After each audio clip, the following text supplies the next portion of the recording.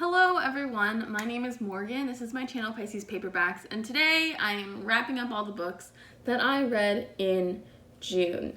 So please pay no attention to the absolute disaster going on behind me. I am in the middle of moving right now, so everything is everywhere. I say that as if everything isn't everywhere all the time, but you know, now I have an excuse. Today I'm going to wrap up all the books that I read in June. I believe I read 11 books in June, which honestly, I'm really happy with. I just haven't been in the mood to read, honestly. I've been busy. I have just been doing other things. And I went back and I've been watching some of my old videos just to see, like, I don't know. I was a little curious to see, like, what I was up to this time last year. And I watched my mid-year book freakout tag from last year. And I was, like, so happy to have read 27 books at that point in the year. And that's something to be excited about. And I feel like I've been putting a little bit too much pressure on like how many books I'm reading lately. So I want to go back to just like reading when I'm in the mood for it. I just need to be like a little bit more chill. I read 11 books this month and I want to talk about them. So let's get into that. The first book I read in June was So You Want to Talk About Race by Ijeoma Olua. I really liked this book. I read it on audio and I really liked it. So basically, I know that it is not the job of a black person to educate a white person about race. You know, it's not appropriate to like message someone on Twitter and be like, hey, I'm trying not to be racist. Can you like tell me what this stuff is and blah, blah, blah. Like it's not the job of the oppressed to educate the oppressor. Okay. However, this book is basically a primer for non-black people on how to talk about race and what the not major talking points, as if racism is like a bullet pointed list, but what are some everyday experiences of racism that white people wouldn't understand and how that really ripples throughout someone's entire life. And so I thought this book was exceptional. It was written with so much compassion and I just really enjoyed reading it. I finished it and immediately texted my whole family and was like, you need to read this. It's so good. I think it's a really good starting point. And then once, you know, you have that baseline, you're able to go forward in your day-to-day life and try to make impactful, positive change in, you know, your daily life. So I really like this one. I give it 5 stars. It is my only 5-star of the month. Next, I read Evicted by Michael Desmond, which I gave 4 stars. Let me look up the full title so that I can... Okay, so the full title of this book is Evicted, Poverty and Profit in the American City. And basically this is an ethnography, I believe is the right word. But this person, who I believe is an anthropologist, spent several years living in Milwaukee in some of the poorest neighborhoods because he realized that there had been studies about eviction and housing instability. Can you not? But a lot of it was focused on public housing. He realized that there is a huge private housing market that really preys on the very poor, and how housing instability in the private market with evictions like can mess up people's lives. So this book follows I believe it follows several years of Milwaukee in multiple different neighborhoods, and it follows like specific groups of people and follows them throughout their experiences. It was really well done. It was really well done. It was devastating to read because it was just truly showing you how fucked up all of these systems are. They are just made to screw people over.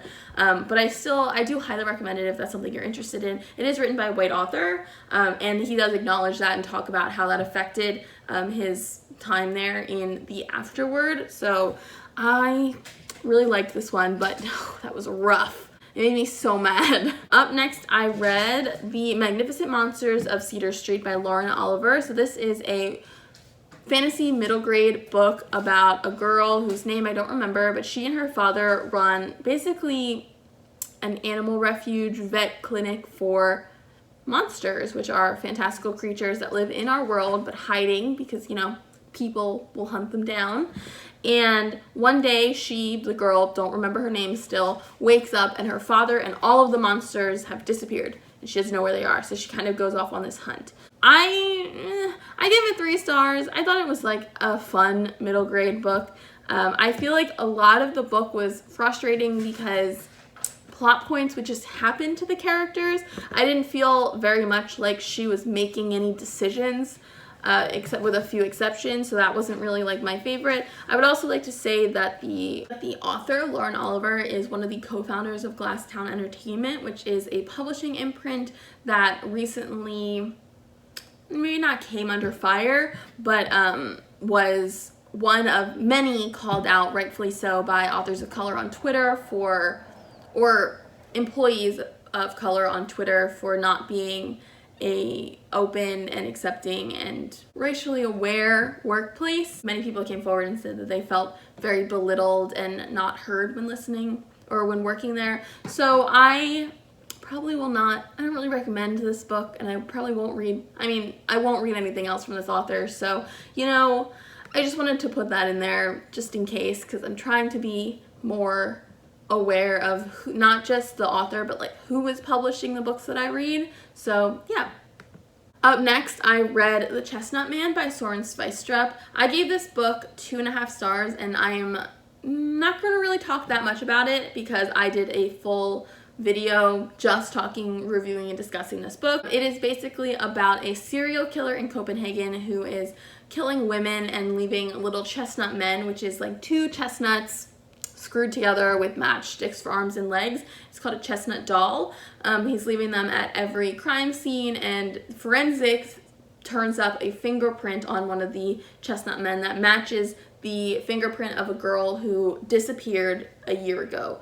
And so it's just a story about the police solving that mystery. Again, my what am I doing?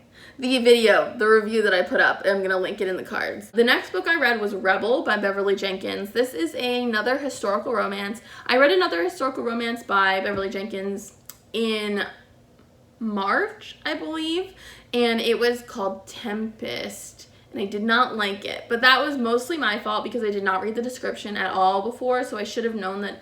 Like, if I had known it was a Western romance, I wouldn't have picked it up. This one, however, was a lot more appealing to me. It was about, God, I don't remember any of their names. But basically, it was about a woman who was born in New York as a free black woman, and she, post the Civil War, has decided that she is going to go down to New Orleans and teach in a school that will basically teach young black children and newly freed black adults to how to read. And that is actually a very minor part of the plot. I wish it kind of had been more, but she meets a man who kind of saves her from an altercation, and he was also a black man who was born free in America in the South, and they just kind of start a romance. It's very cute. I gave this book 3 stars. Unfortunately, some things about it just didn't really, I didn't feel like there was enough tension. I personally wanted it to be steamier. Something that was similarly to the other book, which I thought might have just been the other book, but I think it might just be like an overarching theme of Beverly Jenkins books, is that for in romances, in every book there's an internal conflict and an external conflict, but in romances especially, the internal conflict is the relationship conflict, and then the external conflict is like the world, like what is the plot? And in both of these books, I felt like there wasn't an external plot like at all, and the internal plot was not, there wasn't enough conflict there to really make up for it. And I feel like that was something that was between both of them very similar. I will still keep reading Beverly Jenkins books because she's written so many. There has to be one out there that I like. And she writes historical romances in an era that I really enjoy with all black characters, and I like love them, and she's so cool, and I follow her on Twitter. So like I want to like her books, and I've only given 2 of them a try, and I've read so many books from like romance authors where I think their books are just mediocre. So like I can do the same for like, not that I think her books are mediocre, they're objectively not, but like they're not for me so far. So 3 stars for that one. Oh my god, I need to stop like justifying myself so much and just keep talking. The next book I read was Sex and Sexuality in Stuart Britain by Andrea Zuvich. This is a nonfiction history book that I got as an ARC on NetGalley. Like the title says, it is about gender and sexuality in Stuart era Britain, which started after the death of Elizabeth I. So around like 1615 all the way to the first 1705 kind of era. I wouldn't have picked this book to like request, except for the fact that the synopsis really made it sound like it was going to be one of those like quirky, fun history books where it's like very tongue-in-cheek and aware of like itself. And I think it tried to be that, but it did not deliver in any way, shape, or form. I unfortunately give this 2 stars. I really didn't enjoy it. It was basically 200 pages of anecdotes strung together with very little facts. And I understand that like history is, you know, storytelling, but for example, if you're doing a section about childbirth or let's say divorce, okay, so you're doing a section about like what were the divorce options during this time in Stuart England, okay, and you give us basically a page and a half of just, you know, examples, anecdotes, but you don't give me any numbers, like how many divorces were there in London in this year versus this year, like beginning of the era versus end of the era. Did the reasons for being able to get a divorce change during that time? And what year did they change? What year did they add this or that? Like, were there any numbers involved? Like anything at all. I also think that something she says in the preface is that there's a section on like same gender attraction and whatnot. She was like, I'm going to be using the terms that were appropriate at the time, so I'm not going to be calling anybody like homosexual because that word wasn't really in use at the time, which is fine. I understand, like, you know, wanting to be accurate as to like the verbiage of the era. Totally get it. However, I feel like in an effort to just only portray like what was recorded, she very much, the entire book is incredibly cis heteronormative, and it very much reinforces gender roles in a way that I think goes beyond just being like, yeah, at the time it was super sexist for women. Like it went even beyond that. So like there were so many times when not the facts in the history, but the author in the narrative, in the narration was like, and childbirth, child rearing, motherhood, best thing that a woman could do. And I'm like, I don't know about that. It was just not my favorite. But fortunately, the next book I really liked, and that was Pet by Akwaeke Emezi. So this is a very short book. It was like 200 pages. Listen to it on audio. It was so good. It's about, oh, I just heard a car honk. It was about a young girl named Jam. She's probably 16 in a near future world in a city called Lucille. And Lucille is very safe because all of the monsters are gone. Several years ago, there was like a huge purge, and the city and society basically were like, if you're a bad person, you're a monster, and we're gonna rid our society of monsters and bad things. So like racism, murderers, abusers, people who have assaulted another person. Like if you've committed fraud, like monsters, they've been expunged from society. And so it is now several years later. Jam is 16 and her mother paints a painting, and a creature crawls out of the painting saying that it is hunting a monster in Lucille. And she's like, what are you talking about? There are no monsters in Lucille. And it's like, no, I'm here. There's a monster here, and it's in your best friend's house. And that's kind of where the story starts. It was so good. It was so good. It's really about like what makes a person good, what makes a person bad, and whose responsibility is it to see justice done. And I thought it was such a good allegory. It was beautifully written. Akwaeke Emezi, they have a way with words. Holy fucking shit, it was so good. The representation is amazing. Every character is black in this book, and Jam is trans. She's trans, and it's like just her parents are so supportive, and it's not questioned at all, and it's barely really like a part of the story, and it's so good, and I loved it so much. I gave it a 4.5 because I just wanted it to be like 10 more pages. 10 more pages I wanted, and it was so freaking good, but it didn't like make me cry or tear up, and I wanted it to. I don't know. So 4 out of 5, or 4.5 so far. I might bump it up to 5, probably, but I haven't gotten there yet. The next book I read was Magic for Liars by Sarah Gailey. So this is a book about Ivy Gamble, and she is a private investigator in, I think, Chicago. And one day a woman shows up and is like, I'm a headmistress or a headmaster at a school, and a woman was killed there 5 months ago. I want you to investigate her murder because the police do not think that it was murder. They think it was an accident. And the headmaster, she's actually the headmaster at the private magic boarding school where Ivy's twin sister works. So Ivy, who's the sister with no magic, has to go into that world and kind of figure out, how did this magic teacher die, and like, what's the mystery, what's going on? There's more than meets the eye.